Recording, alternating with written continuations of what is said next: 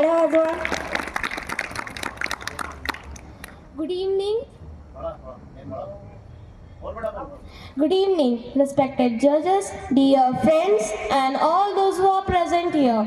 I, Aradhya Ravindra Virade, stand before you to deliver a speech on Bharat Ratna, the father of Constitution, Dr. Bhimrao Ambedkar. This is the 134th birth anniversary of Dr. Ambedkar. Dr. Ambedkar was born on 14 April 1891 at Mahu in Madhya Pradesh. Dr. Ambedkar's full name was Bhimrao Ramji Ambedkar. His father's name was Ramji Maloji Satpal. His mother's name was Bhimabai Ramji Satpal. Dr. Ambedkar was the 14th child of his parents. Dr. Ambedkar was married in his childhood with a 9-year-old girl, Ramabai. Ramabai has struggled a lot. She was a best wife and mother.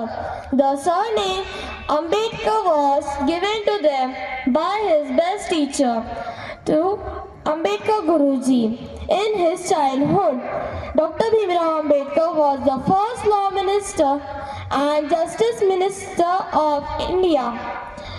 They know 9 languages. There are Hindi, Pali, Sanskrit, English, French, German, Parsi, Marathi, and Gujarati.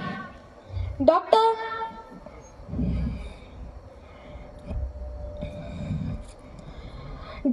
Ambedkar was master in 64 subjects. They also had 32 degrees with them.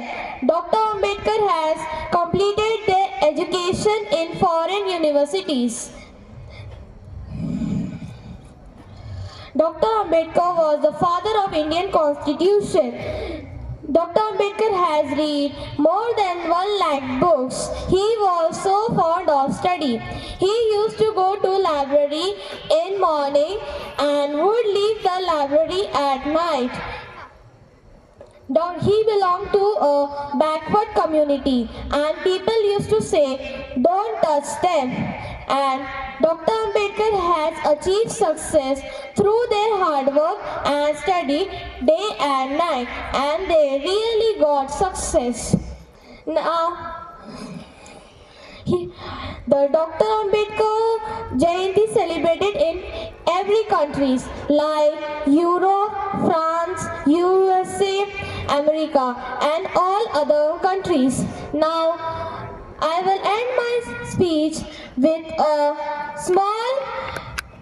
a powerful thought. Hard work will always give you success. So do hard work and get success. Thank you. Very good Aaradhya, खूपच सुंदर भाषण दिलं तिने. आणि तिने शेवटची तुम्हाला सांगितलं पण आहे की सगळ्या वेगवेगळ्या अशा देशांमध्ये सुद्धा, फक्त भारतातच नाही, जन्म जरी डॉक्टर बाबासाहेब आंबेडकरांचा भारतात झालेला असला तरी त्यांची जयंती मात्र विविध देशांमध्ये साजरी केली जाते. अमेरिका, इंग्लंड, रशिया, कॅनडा अशा वेगवेगळ्या देशांमध्ये साजरी केली जाते. आणि त्या दिवसाला आपण समता दिवस असं म्हणून पण साजरा करत असतो. तर त्यासाठी खूप जोरदार टाळ्या वाजवा आराध्याला. तिचा हा पहिलाच प्रयत्न होता आणि असा सगळ्यांचा जरी पहिला प्रयत्न असला तरी सगळ्यांना आपण मोटिवेट करण्यासाठी इथे आलेलो आहोत. ह्या भाषण स्पर्धा ज्या असतात त्या भाषण स्पर्धांमागे काही वेगवेगळे उद्देश असतात, त्याची कारणं असतात. भाषण स्पर्धांमुळे मुलांमध्ये काही भाषण जे असतात, काही भाषणं जी असतात ती फक्त मोटिवेट करण्यासाठी असतात. मोटिवेट करण्यासाठी म्हणजे आता तुम्ही बघता, तुम्ही यूट्यूब वगैरे सगळे हाताळता, सगळे लहान मुलं असो मोठी माणसं असो, आणि मोटिवेशनल स्पीचेस असं तुम्ही ऐकत असतात. मग त्याद्वारे आपल्याला मोटिवेट करणं म्हणजे काय, आपल्याला काही दुःख असतं, काही वेगवेगळी कारणं असतात, त्यामुळे आपण नाराज असतो आणि त्याच्यावरून आपण आपल्याला स्वतःला कसं बाहेर काढता आलं पाहिजे, आपल्याला यशस्वी जीवन कसं जगता येईल, त्यासाठी मोटिवेशनल स्पीचेस असतात. ही भाषण स्पर्धा, आता आपण ह्या ज्या भाषण स्पर्धा काही एंटरटेनमेंटसाठी असतात, फक्त एंटरटेनमेंटसाठी असतात, काही डेमो देण्यासाठी असतात. एखादी वस्तू आहे, एखादं नवीन कॉम्प्युटरचं नवीन आलेलं आहे, डिव्हाइस आलेले आहेत वेगवेगळे, त्या डिव्हाइस बद्दल आपल्याला माहिती मिळण्यासाठी पण भाषण आयोजन केलेलं असतं. किंवा आपल्या देशामध्ये काहीतरी वेगवेगळ्या योजना राबवल्या जातात, त्या योजनांची माहिती सुद्धा भाषणांमधून दिली जाते. काही लोक भाषण देतात ते स्वतःचा स्टेटस निर्माण करण्यासाठी. राजकीय लोक भाषण देतात, ती पॉलिटिकल भाषणं असतात, त्यांना मतं जिंकायची असतात म्हणून ती भाषण देत असतात. आणि आजचा हा भाषण स्पर्धेचा कार्यक्रम आहे, तर तो भाषण स्पर्धेचा कार्यक्रम म्हणजे लहान मुलांसाठीच आहे. आणि त्याचं कारण किंवा त्याचा उद्देश असा आहे की त्या मुलांमध्ये सभाधीटपणा हा गुण आला पाहिजे. सभाधीटपणा म्हणजे काय की सगळे लोक, एवढी लोक बसलेली असतात आणि त्यांच्यासमोर तुम्ही न लाजता न घाबरता तुम्हाला बोलता येतं का? तुमचे विचार इतरांपर्यंत छानपैकी मांडता येतात का? ते तुमचे स्वतःचे आहेत की इतरांचे आहेत? की भाषण तुम्ही कुठून शोधून काढून आणलं आहे की पुस्तक वाचून स्वतः लिहिलं आहे? स्वतःचे विचार आहेत का? असं आम्ही सगळं निरीक्षण करत असतो. इतकं साधं सोपं नसतं भाषण देणं म्हणजे. आलं का लक्षात? आणि मला पहिला नंबरच नाही मिळाला, मला दुसराच दिला, माझं सगळ्यात छान होतं, असं तुम्हाला सगळ्यांनाच वाटत असतं. पण त्याच्यामध्ये आम्ही ज्यावेळेला ऑब्झर्व करत असतो ना, हे सगळे गुण आम्ही बघत असतो. तुमचं खरं म्हणजे पाठांतर चांगलं आहे का? तुम्ही आय कॉन्टॅक्ट चांगला करू शकता का समोरच्यांशी? आणि तुमची मतं बिलकुल बिनधास्तपणे मांडू शकता का? बरं, नुसतं मांडणं नाही, नुसतं बोलणं नाही, तर ते समोरच्याला पटवता आलं पाहिजे, त्याला ते आपले विचार त्यांना आवडले पाहिजे, असं सुद्धा भाषण असलं पाहिजे. ते खरं उत्कृष्ट भाषण असतं.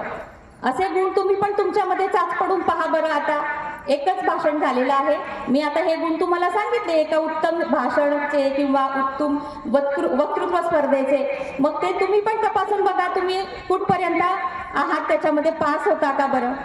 बरं, आता ठीक आहे, मी माझं भाषण थांबवते आणि पुढच्या स्पर्धकाला बोलवते. ती आहे अन्विका शेळके. ती वर्ल्ड स्कूलची विद्यार्थिनी आहे, वर्ल्ड स्कूल भुसावळ. आताच तिचा रिझल्ट लागलेला आहे. ती 4थीत होती आणि ती आता 5वीत गेलेली आहे. टाळ्यांनी स्वागत करा तिचं. ज्ञानाचा हा सूर्य उगवला, ज्ञानाचा हा सूर्य उगवला, धन्य झाले धरती गगन. ज्ञानाचा हा सूर्य उगवला, धन्य झाले धरती गगन.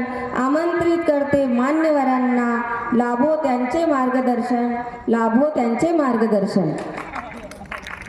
टाळ्या वाजवा जरा जोरजोरात.